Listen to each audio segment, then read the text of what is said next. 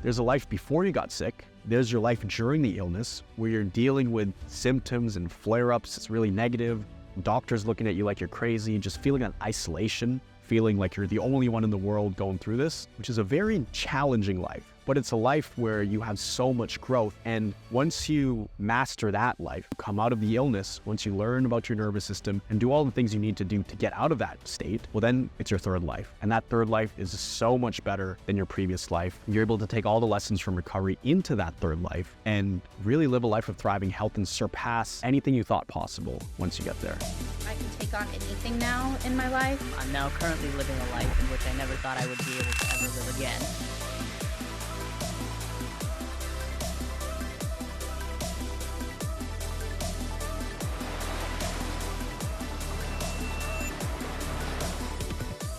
How's it going, Thrivers? Miguel here from CFS Recovery. In this video, I'm going to be covering the topic of traveling. Now, maybe you're in the trenches of CFS and traveling is something you really wanted to do in the future, and you're wondering if it's possible to even be able to hop out an airplane or be on long car rides or train rides and really go far away from your house. Or maybe you're more functional and you're a bit nervous on what traveling looks like. In this video, I'm going to be sharing my personal experience about what traveling is like after recovering from my severe symptoms to the point where I was bedridden and even hospitalized. I never thought that I would travel again, and now I've traveled more than I ever thought I would. So it's actually pretty cool to be able to go to all these different places and not have to worry about feeling like I'm going to crash or worried about overdoing it and things like that. Now, let's rewind the clock a little bit. 6.5 years ago, I was in the hospital, like in my worst situation possible. It was the lowest point in my recovery. At that point, I was getting spoon-fed.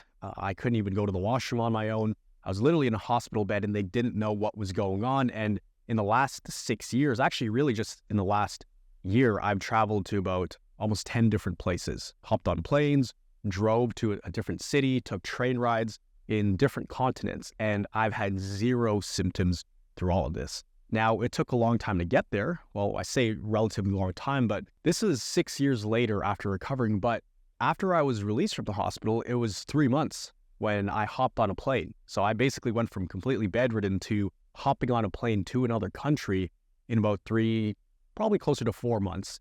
Now, that didn't mean I was completely symptom-free, but I was able to hop on that plane and go explore. Now, coming from somebody who has been in the trenches and has been in those spots in recovery and life where, you can barely function on your own, right? You're needing to get meals delivered to you in bed. You can't even sit up sometimes. You can't take a shower. There's very little independence that you have. So the thought of even hopping on an airplane or going to a different city, it's almost like a different world. Your brain can't even fathom it. In fact, even thinking about it might be making you nervous. You might actually be feeling some symptoms or some anxiety just imagining being on your own, having to take care of yourself. And I get that because I was there. It's a very different world. And when you're in the trenches, your mind can barely fathom that. So I was sitting there in that hospital bed and, even when I wasn't that sick, even when I was somewhat functional, I always needed that sense of safety, almost like I had to be close to home or my bed, because that was the closest thing I could feel to my safe place. And the further I got away from my house, the more anxious I got, because what if something happens? What if I crash? I need somewhere to retreat to. And I think that's the mindset that a lot of people have when they're deep in the trenches of this illness, which totally makes sense, right? You want to have that one place of safety that you can always rely on, and usually that's your bed, even though that may not be the most comfortable place. I've had a lot of good memories lying in my bed prior to getting sick, but a lot of bad memories too. My world was basically my bed. So it's pretty interesting because you really don't see life after that. When you're sick in the trenches, it's hard to even imagine what that's going to be like. But once you start getting better, we see a lot of people within our programs, even myself, that traveling actually helps snap your brain out of this survival mode and puts you in a different environment. So you actually start to feel more normal, and you'd be surprised at how much more capacity you have than you think. Now, this is not for people who are completely bedridden. I'm not saying go hop on a plane, go hop on a train ride somewhere, or go sit in a car for 6 hours for a journey to another city. This is when you're more functional, but just understand that it is possible to go from completely bedridden to being able to fly halfway around the world. and be completely fine. I know because I've done it and I've seen dozens and dozens of people do it. So first off, I want to talk about how traveling can unlock a new level in recovery for you. So after working with literally hundreds of people in the last few years, eventually you get to this point where you're semi-functional. You're able to go out, you're able to drive, you're able to do the groceries and do all the basic necessities of life, and maybe even enjoy some leisure activities with friends and family and start to expand your world. But a lot of people, they'll still have that anxiety. Actually, I've never had somebody recover, basically, and feel super confident going into a trip. But when you're at that place where you're semi-functional and you're even working part-time or maybe full-time, there's still going to be that level of anxiety when you're traveling to a new environment because it's not your safety area, right? It's different, which is kind of a double-edged sword. One, it's because those new environments are unpredictable. You don't really know what's going to happen. If it's a new city, you don't know the people there. You don't know the streets. You don't know the maps well, not like you know your own city. So there's a lot of uncertainty in it. And the brain, when it's in this hypersensitive state, it does not like uncertainty. I mean, just living a normal life can be pretty uncertain. With the symptoms that you have, they can be pretty unpredictable. So if you have some unpredictable symptoms, you throw in another layer of unpredictability on there, it's going to give you more anxiety.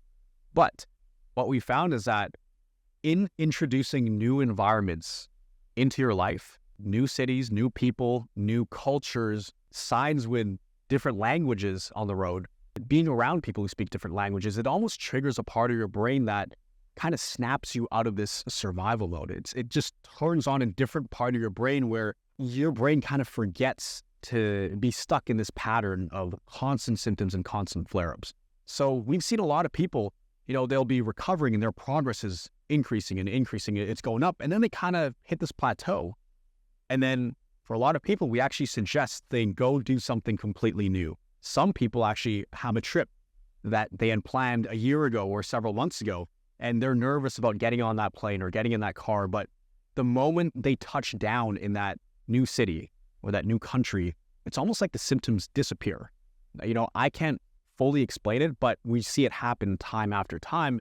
And what we've realized is, at least the way we can explain it, is your brain, it kind of snaps into this new environment that it's unfamiliar with. So a lot of the symptoms you feel, a lot of the fatigue and, the strange things going on, a lot of it is a pattern that your brain triggers into your body. So if you wake up in the same house, you go to the same washroom every day, you go to the same living room, you have the same routine, your brain is kind of running on this pattern where it's constantly triggering the same symptoms or similar symptoms. But if you're in a completely new environment, it's almost like a massive pattern interrupt for your brain. At certain points in your recovery where you are semi-functional or fully functional, that's actually a good thing. And it can actually cause a massive level up in your progress. We see it over and over again. One of my first big trips was about 9 months after getting out of the hospital. At this point, I was still feeling symptoms, still going through flare-ups, still going through adjustment periods, but I could drive, I could go to busy malls, I could go to grocery stores. I was still flaring up though. So I had this trip to Hawaii, and I was super excited for it because Hawaii, it's nature. We're in nature right now. I love sunsets and water and trees and things like that. So I knew it was going to be a really good healing environment for me. But I was going with my mom and my brother, and they were going to go on all these different hikes every single day we were there. So going into the trip, I was already getting nervous, and I was actually in the middle of a flare-up going into the trip. I remember walking to the SkyTrain to take me to the airport, and I was getting palpitations just pulling my luggage to the SkyTrain, bringing it up the stairs and going through customs and all of that. And even on the plane ride to Hawaii, I was feeling a lot of symptoms. But the moment we touched down and I got out of that plane, it's almost like the symptoms lifted. It was like a new world. My brain wasn't able to recognize all these patterns, and I actually felt a whole lot better. But I still had a lot of anxiety because I thought, I'm so far away from home. What if something happens to me? What if I crash? Or what if I overdo it and I'm in AP and I still have to go through the airport to go back home? But it's interesting because I ended up going on several hikes on that trip, and it wasn't intentional. One of the stories that I've shared with a lot of people is we were at the base of a mountain. We woke up super early, so early that you could still see the stars in the sky. It was about 5 a.m. So my brother, my mom, myself, we hop in the car. It's 5 a.m. We drive up to the base of this mountain. We park the car. And I said, you know what? I'm not taking part of this. I came along, let me just hang out in the car for the next few hours. I had my slippers on. I wasn't even equipped to go up on this hike. It was a relatively easy hike. It was a paved road, but my brother and mom took off, and about 3 minutes in, I realized I don't have the keys to the car and they locked it. So if I moved, the alarm car would be going off for the next few hours. So I got out of the car, tried to chase after them, not running, but walking, couldn't catch them.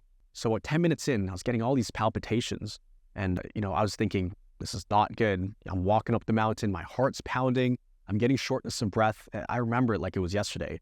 And that went on for about 10 minutes. But next thing you know, it started getting brighter. The sun started coming up. And this was about 15 minutes into the hike. And all of a sudden, my symptoms almost vanished. They lifted and I felt completely normal. So my brother and mom, they were way ahead of me. So I start walking faster and I catch up to them to the point where there's this lookout over the water. And I remember, by the time we got to that lookout, it was about 20 to 25 minutes in, I felt completely normal. My energy was this was the best I had felt since getting out of the hospital. This was 9 months after getting out of the hospital. Symptoms lifted, heart rate stabilized, no more shortness of breath, no more palpitations.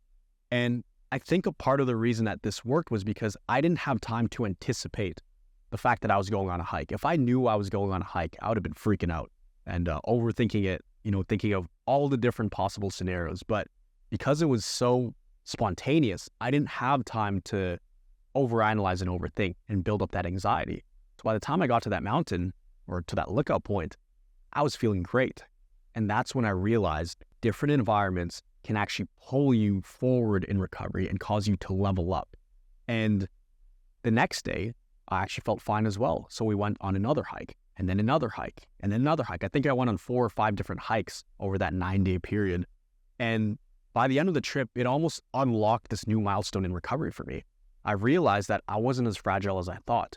And by the time I got home, the plane landed, that's when I started feeling the symptoms. It's really interesting. It's almost like I came back to my original country, my home country that I was in, my home city, my home basically where I was staying, and that's when the symptoms started coming back. And I had about a 1 or 2 month adjustment period. Not that I couldn't do anything in that adjustment period, but I felt run down, I felt very fatigued, very symptomatic. I spent a lot of time sleeping and napping, but that was super eye-opening for me. And that kind of proved to me that traveling or being in different environments can really, really cause you to level up. And I'm happy to say that in the last 6 years, I've traveled over 25 different times. I've hopped on maybe over 30 planes. And actually, the biggest proof that you can absolutely come out of this and recover and travel again and actually do more than you ever thought possible was recently.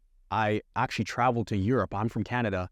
I traveled to Europe, and this was about a 9-day trip, and it was nonstop. On this trip, I felt absolutely zero symptoms. In fact, I actually tried to push myself to see if I would even get symptoms. I know it's been 6.5 years, but in my head, I was just thinking, how resilient is my body? And so I traveled to Europe, and just to let you understand how much stimulus there was on my body for these 9 days and how much capacity I had, keep in mind, 6.5 years ago, I couldn't even sit up in bed in the hospital. I had to get spoon-fed. They didn't know what was going on, and I thought that was the last chapter of my life. And this trip that I just did recently completely proved that you can come back and travel the world and do all these amazing things you at one point never thought possible. I took a flight at 7 a.m. The flight left at 7 a.m. Vancouver time. I flew to another part of Canada, then I flew all the way to Belgium. So this was about 13 hours of airports and airplanes. By the time I got to Belgium, it was about 9 a.m. in the morning. Going into the trip, by the time I landed, I had already been awake for maybe 15 hours. But the day was just starting there. And when I got there, I met up with some friends in Belgium. We ended up getting breakfast, and then we had a workout. So I ended up working out at the hotel, and it was a pretty intense workout. I was completely sweating. That workout was about 45 minutes. It was one of the best workouts I had. And after that, went out with my friends, had dinner, networked with a whole bunch of people. I think I ended up sleeping at about midnight that night.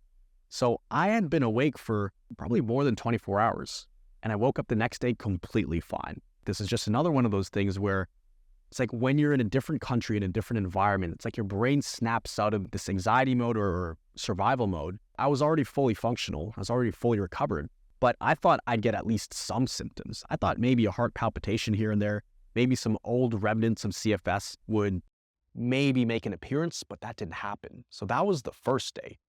The second day, I actually went to a music festival where I walked 40,000 steps. I was in these huge crowds of like 100,000 people. It was Tomorrowland, and music blasting, lights flashing in your eyes. And this went on for about 8 hours. And I was jumping up and down, drenched in sweat. And I would even check my heart rate sometimes just to see what's my heart rate at.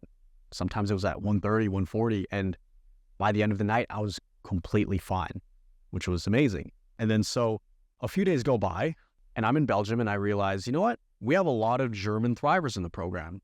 Let me go do a German tour. Let's visit 4 cities in 48 hours. That was my goal. So I thought, let's squeeze as much as we can in the shortest amount of time so I can see as many thrivers as I could. So these are thrivers who recovered through the program. And I said, hey, I'm going to 4 different cities in Germany, because a lot of you watching this right now are from Germany, and I was right there anyways. And Germany is pretty close by. You can get to different cities from different trains. So I figured, you know what? Let me go on a German tour. Keep in mind, I've never traveled to Germany. I don't speak German. I don't know how the train system works, the airport system works, but I ended up booking, I think it was 5 or 6 trains for 4 different cities. And I would book these train rides. I was just going on the fly, right? So it was actually a very stressful situation, but for me, it was an adventure. I said, okay, I'm in Belgium right now. I'm in the city called Spa. How do I get to Cologne? Okay, so I search it up. Okay, it takes 2 train rides, takes, a couple hours or something. So I'm hopping on these trains. I've never done this in my life. I'm in a different country. It's my first time with all my luggage, a big luggage and a big backpack with all my stuff. So I'm going from train ride to different train stations, doing transfers. They're all in German. I get to Cologne and then I do a meetup there. And it was amazing. Met up with a whole bunch of thrivers. It was awesome. And that very same day, we took another train to Frankfurt, Germany. We get to Frankfurt. I stayed in the hotel there. I actually had a videographer with me, him and his assistant, just documenting the whole thing. We get to Frankfurt. And by the way, I'm traveling to these different cities and booking hotels on the train rides to the new city. So everything is on the fly. This is the most unpredictable thing you could think of. That's just the way I do it. I had so many other things on my mind, organizing the meetups, seeing who's coming out, while running CFS recovery, while traveling, while booking the train rides, while booking the hotels, while running our whole team. So it was a lot of stress. But the amazing part is at this point, I didn't feel any symptoms at all. So I would basically, my days look like over these 2 days was train ride, meetup, another train ride, hotel, sleep, wake up early, go to meetup, train ride. And by the end of that 48 hours, I was just shocked at how I had 0 symptoms, despite all the train rides, all the hotel bookings, all the organization of this. And I was actually okay. 0 symptoms. And then on the way back home, my flights got delayed. I would miss connecting flights. I had to book last minute hotels. Then the next day I'd come back and there were errors and I wasn't even on the flight, so it got delayed even more. So there was a lot of adversity to deal with on this trip. You add even 1/100 of the stress I dealt with on that trip and put that on my plate 6 years ago, I probably would have crashed. It's just too much. Not just the physical aspect of going from train ride to train ride, figuring this all out, but the cognitive aspect of trying to figure out how to get to these different cities, and emotionally trying to organize these meetups, have people show up while bringing along a videographer and the assistant. So there was a lot going on, but after those 9 days of being in Europe, got back home, and actually I didn't go straight back home. I went to another city in the States. So not even my home country. I went to another country in the States and met up with some family because there was a wedding. So the day I got there, there was a big get-together and gathering of a lot of people. And I was talking to everybody, eating the food, and it wasn't even the healthiest food on this whole trip. The next day there was the wedding and the wedding reception. I was up pretty late, till about 1 or 2 a.m. It's completely fine. And so I got home, and I think that's when it all hit me that this is the absolute most activity I've done in the past 6 years. And I didn't feel any symptoms at all. And I never really liked to measure recovery in percentages, but at this point I can absolutely, without a doubt, with 100% certainty say that I have surpassed the level I was at before. Because even normal people, even a normal person would get super tired from this, but I was actually energized because it aligned with my purpose and my mission of seeing the thrivers, being around family, and just enjoying life adventures. It added to my energy. So 6.5 years ago, I did not think this was possible at all. But now, having done that, I think it just goes to show that you can continue expanding your threshold even after you have a fully functional life. I look at this whole trip as another expansion, another progress cycle. Because when I got home, I was pretty tired after a few days of being home. Then it all kind of hit me. I had to take naps all day for like 2 days. Then after that, this was just a week and a half ago. Now, completely fine. I actually feel super energized. Almost like I leveled up with just a normal person's energy. So it just goes to show that optimizing your health doesn't have an end point. There's always a new level to go to as long as you know how to balance it. When I got home, I knew that, okay, let's take some days off. Let's take a lot of naps. Let's rest. Let's eat healthy, because I know I can't sustain that level of travel for months at a time or multiple weeks at a time. I could do it because it's like expanding my world right now. Then I dial it back. Next time I know I could go even harder, as long as you have that balance. And a lot of it is your perception of stress too. I could have freaked out when any hotel was canceled, whenever we missed a train ride, or if I booked the wrong train ride. And there were a lot of things that happened on that trip that were unpredictable, that I could have completely spiraled into a downward negative headspace, but I didn't let that happen. I knew I had to respond well to any kind of stressors and situations. So the same principles, the same mindset that's going to get you out of this illness is also what's going to allow you to go from semi-functional or fully functional to being able to travel to the next city where you live, or the next state or province that you live in, or the next country beside you, or halfway around the world to do an epic trip, and be confident knowing that you have all the tools you need to basically be crash-proof and just fully resilient, and your nervous system to be anti-fragile, because that's the ultimate goal we want to get you to. So, I hope this inspires you to never give up hope on these adventures that are waiting for you after you recover. There's a whole new life, a whole different life after recovery. I say this in so many videos, but it's almost like you have 3 lives if you're dealing with this hypersensitive nervous system issue. Your first life is the life prior to getting sick. And that lifestyle is part of the reason you fell into the illness anyways. It wasn't a sustainable lifestyle, right? So there's a life before you got sick. There's your life during the illness, where you're dealing with symptoms and flare-ups. It's really negative. Doctors looking at you like you're crazy, just feeling an isolation, feeling like you're the only one in the world going through this. There's that life, which is a very challenging life, but it's a life where you have so much growth. And once you master that life and you come out of the illness, once you learn about your nervous system and do all the things you need to do to get out of that state, well, then it's your third life. And that third life is so much better than your previous life. You're able to take all the lessons from recovery into that third life and really live a life of thriving health and surpass anything you thought possible once you get there. So again, I hope this inspires you. The world is your oyster. There are so many adventures to be had, no matter what age you are. We literally have 60 and 70-year-olds working with us or inside of our programs, and they're traveling, right? There's one lady, she's around 70 years old. She was about to go into a nursing home, but, got rid of the wheelchair, got rid of the walker. She's functioning. She's able to really enjoy life now, and she was on a trip to Vegas recently, which was amazing. So anything is possible. The world is your oyster. You can absolutely go from surviving to thriving. I'm living proof of it. And there's so many other stories out there. If you just look at the recovery interviews on this channel, just click the link up here, you're going to see all these people who have traveled after being bedridden for years or being sick for years and told that they'll never recover or they have to manage it for the rest of their lives. No, you can become a better version of yourself, not just mentally, but physically, than prior to getting this illness. So if you did find some value out of this video, give this video a thumbs up, comment down below what was your biggest takeaway, and actually comment, where do you want to travel to? What is your big adventure that you have in your mind that if you were able to do that, then you know for sure in your heart that you are fully recovered and this is the next chapter of your life and you made it. Essentially, you conquered CFS. What is that place and what do you want to do when you're there? What is that experience? What is that thing on your bucket list? Everybody has that one vision. And when you're thinking of this, your mind might tell you, no, that's not possible, or I wish, or if only this and that. No, get rid of that. If you had a magic wand and you can wave it, what is that experience you want to have? The sky is the limit. And if you did want some extra help getting there, you did want to expedite the process and work with our team so we could come up with a personalized plan for you to walk you through all the steps you need to build a customized roadmap for you, for your situation. So you can go from surviving to thriving. You can always click the link down below and apply to work with us inside of one of our programs, and we would be happy to help you.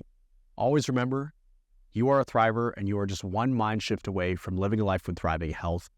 The world is your oyster, and hopefully one day I will see you at one of the Thriver meetups hosted around the world. See you in the next video. I'd say that CFS recovery is absolutely the real deal. I actually felt like somebody had an answer, like somebody explained what was going on, and it all clicked. He explained